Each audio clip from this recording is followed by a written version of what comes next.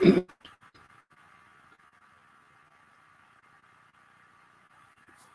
it's the Midnight Raven, and today we're doing another list challenge video. If you're new to my channel, welcome. I am the Midnight Raven, and today we're looking at 25 romantic movies for sociopaths. So if you're new to my channel, I love a good movie, and the movies I like are usually the more darker, weird, and unusual movies.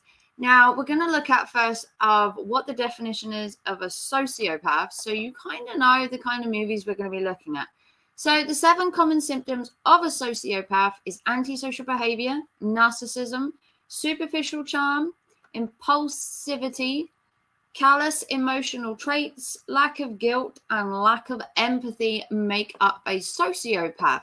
So these films are touching on the weird, strange, maybe the unusual films that maybe lack empathy or lack of, you know, just crazy people in a nutshell.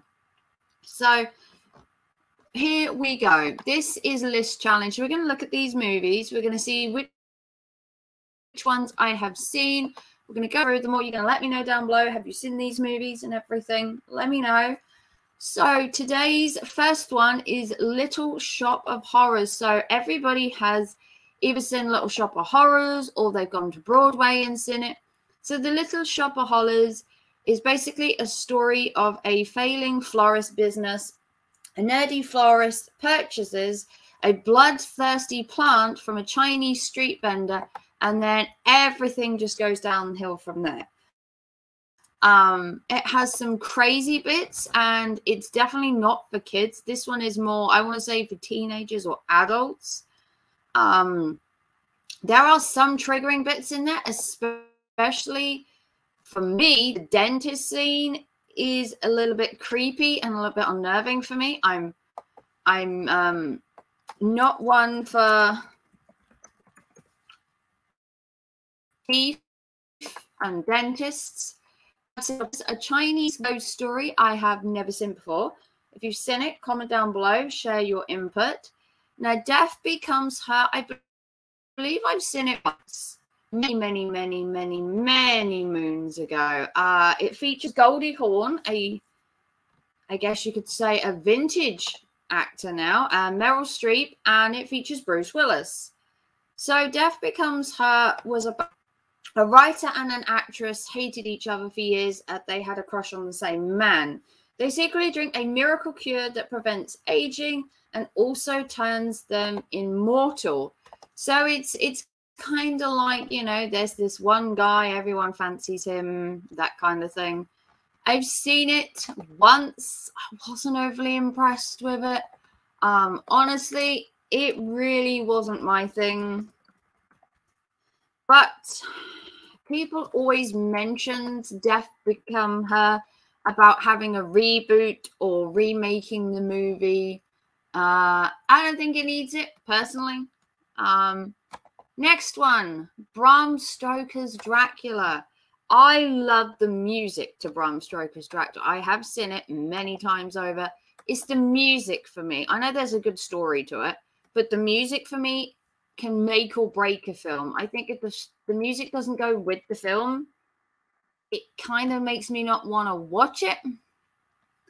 It's just me. So you've got people like Keanu Reeves in it, Sadie Frost, Winona Ryder, obviously, Gary Oldman, some brilliant actors in there. So when Elizabeth commits suicide, an enraged Vlad Dracula swears to avenge her death, and things take a turn when he meets Mina, and takes her to be the reincarnation of Elsbeth, his fallen lover. So it's a really good movie. The music, the scenery, the costumes, it creates an entire 360 experience, or it does for me. It's one of the films I gravitate to watching at Halloween, and just one of those films that I always watch. So moving on down the list, we have The Frighteners. Never seen it before. If you have, let me know. Now, The Craft, I've seen the original. I have not seen the remake. I do not have any interest in the remake. I don't even believe the film should have been remade. Comment down below if you beg to differ. So The Craft was originally about 3 girls.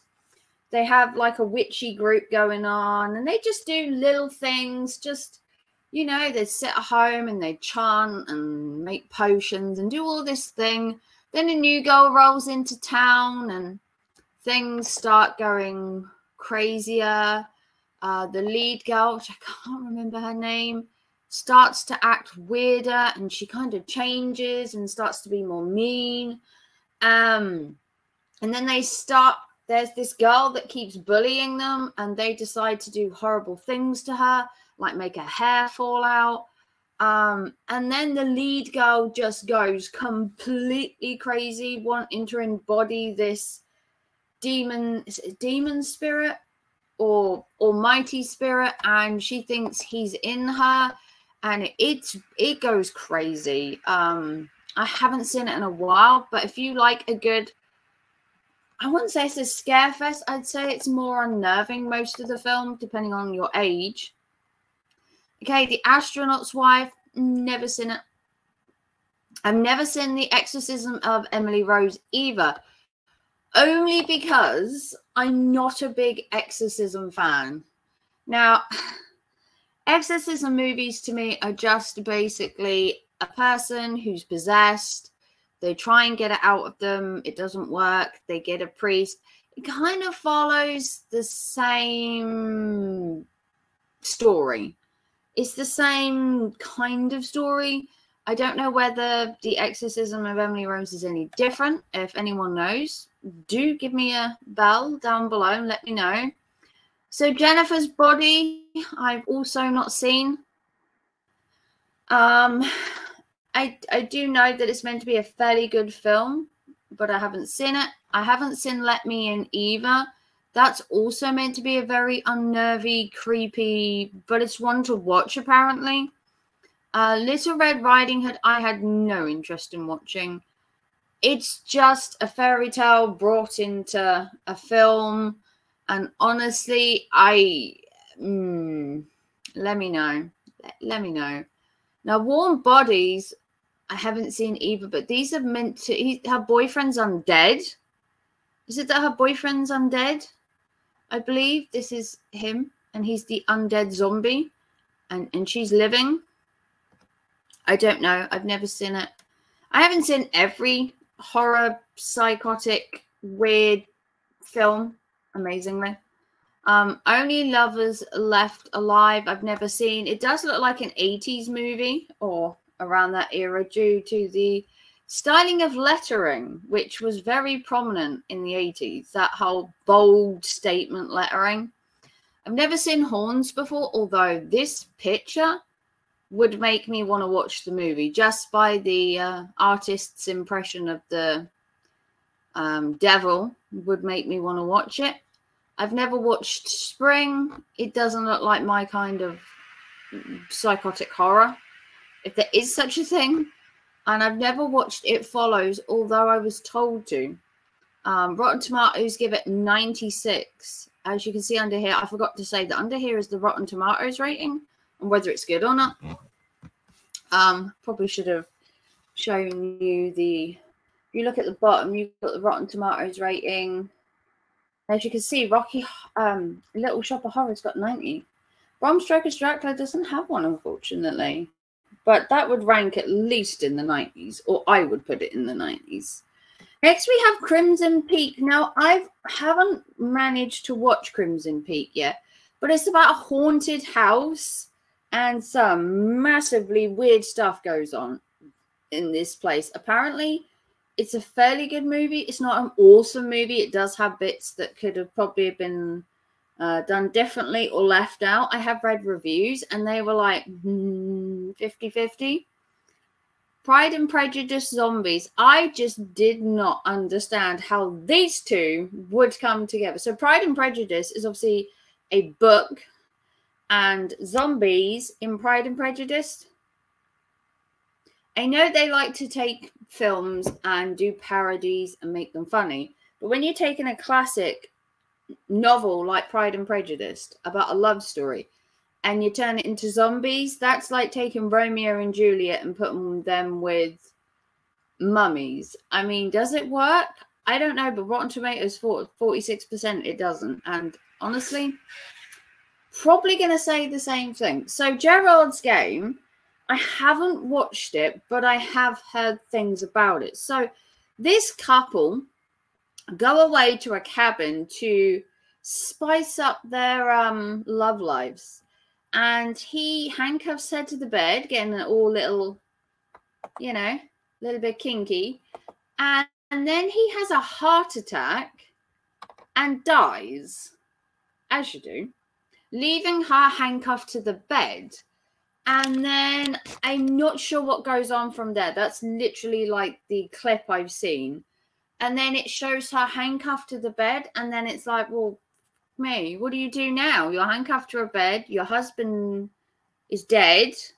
No one is coming to get you. Not until at least your time on the cabin runs out. And by then you'll either have starved to death or died of thirst.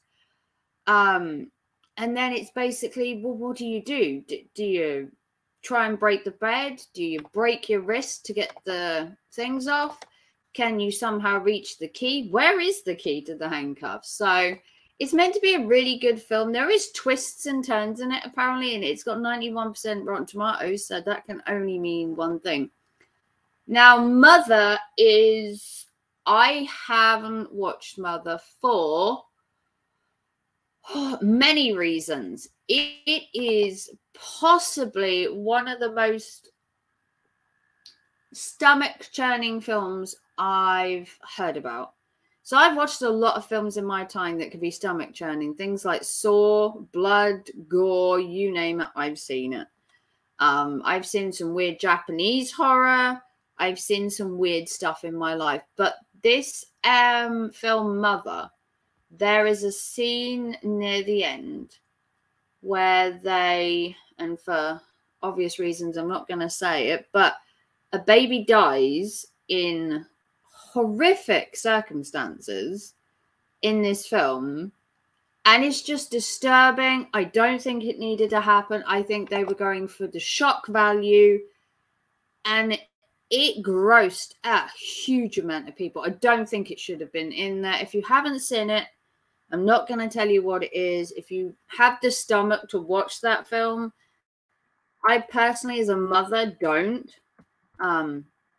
Okay, next film, After Midnight. I have never seen, but this picture here, the artistry there is creepy. But you know what? It kind of makes you want to watch it. I don't know about you, but this creepy picture should make me go, ooh, no. But honestly, I'm looking at it going, maybe. So, Ready or Not, I've also not seen, but it does look like there's some stuff going down. You got this guy with like a Grim Reaper's weird, maybe not Grim Reaper's scythe, but close enough, and a rootin' tootin' bride. Some guns, crossbows. I mean, it can only mean one thing. Some ass kicking's on its way. I haven't seen Spontaneous. Anybody know anything about it? Things Heard and Seen. I've also not seen. And hopefully the last film we have seen, Bones and All.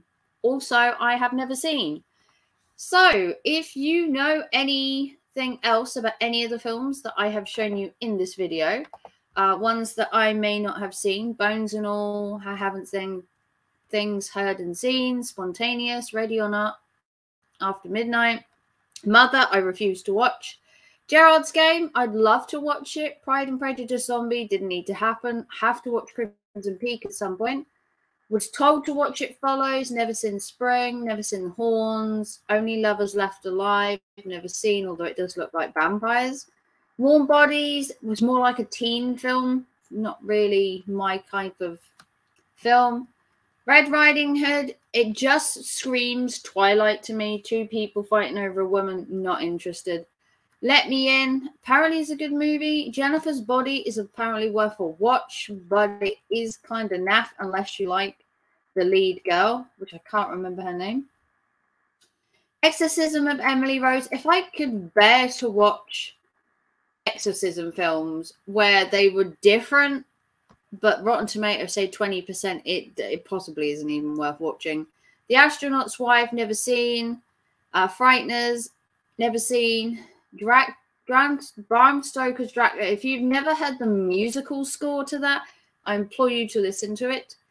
And a Chinese ghost story I've never seen. So we go down to the bottom and we get our tally. And the tally is that we have watched 4 out of 25. Now, that doesn't surprise me because most of these were more obscure films rather than mainstream. So you did better than 38% of users on this list. I don't know how. You'll rank 139 of 225, and the average person has only seen 7. So that tells you how obscure some of these movies is, if only the average is 7. So if you want to like and subscribe and give us a big thumbs up, comment down below how many of these of you have seen. Which one should I be watching? Do you know any more psychopathic movies I should be watching? Would you like another weird list like this again? I'm sure there are more lists on here that are crazy and strange. Give it a big thumbs up, share this out, like and subscribe, and I will see you soon for another video. Take care and thanks for watching. Bye, guys.